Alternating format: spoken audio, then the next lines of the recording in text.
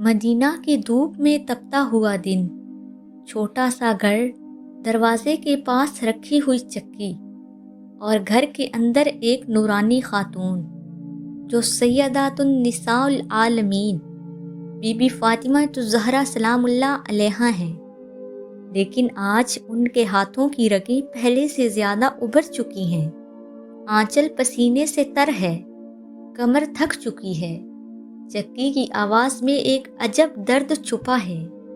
گھر میں کھجوروں کی خوشبو ہے مگر حالات میں فقر کا سایہ ہے۔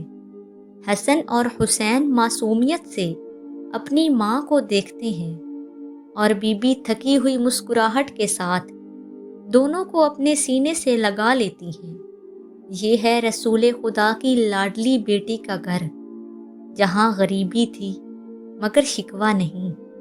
اسی دوران دروازے پر ایک دستک ہوتی ہے، بی بی چکی روک دیتی ہیں، دل میں خیال آتا ہے شاید کوئی حاجت مند ہوگا۔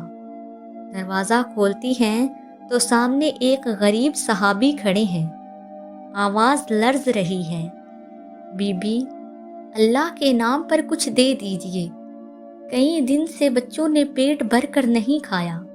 بی بی فاطمہ پلٹ کر گھر میں دیکھتی ہیں، کھانے کو کچھ نہیں، کپڑے میں بھی کچھ نہیں، گھر میں صرف ایک چیز ہے، ایک چادر جسے بی بی رہائش اور نماز کے لیے اوڑھتی ہیں۔ ایک لمحے کے لیے رکی نہیں، ایک لمحہ بھی سوچا نہیں۔ چادر تہہ کی، اپنی پاکیزہ خوشبو سے مہکتی وہ چادر ہاتھ میں لی، دروازے تک آئی اور کہا، یہ لے جاؤ، شاید خدا تمہاری مشکل آسان کر دے۔ صحابی جب چادر لے کر چلے گئے، مدینہ کی ہوا بھی شرمندہ ہو گئی۔ آسمان نے بھی دیکھا کہ فاطمہ نے اپنی واحد چادر بھی راہ خدا میں دے دی۔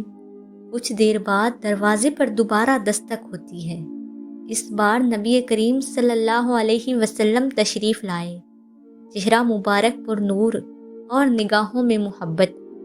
آپ نے دیکھا کہ بیٹی تھکی ہوئی ہے، لبوں پر سوال آیا، فاطمہ تمہاری چادر کہاں ہے؟ بی بی نے مسکرا کر جواب دیا، بابا جان ایک سائل آیا تھا، میں نے اللہ کے لیے دے دی۔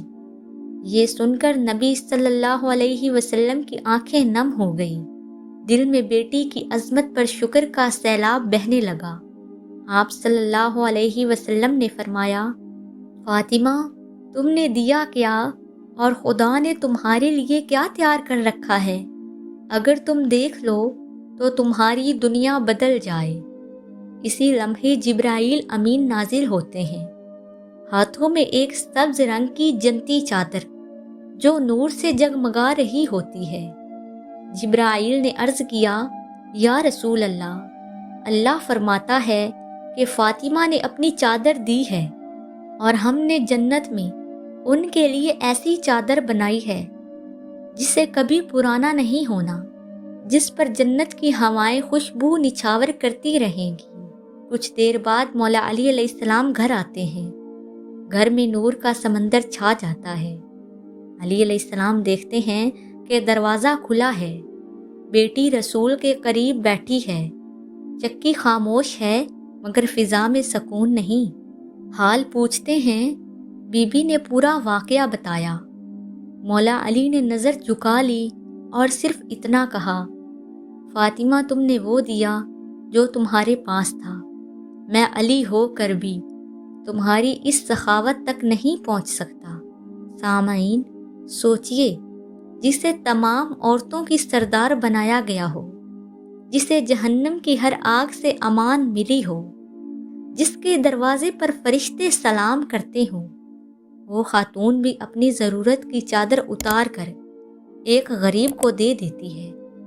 یہ ہے آل محمد کا اثار، یہ ہے فاطمہ سلام اللہ علیہا کی عظمت۔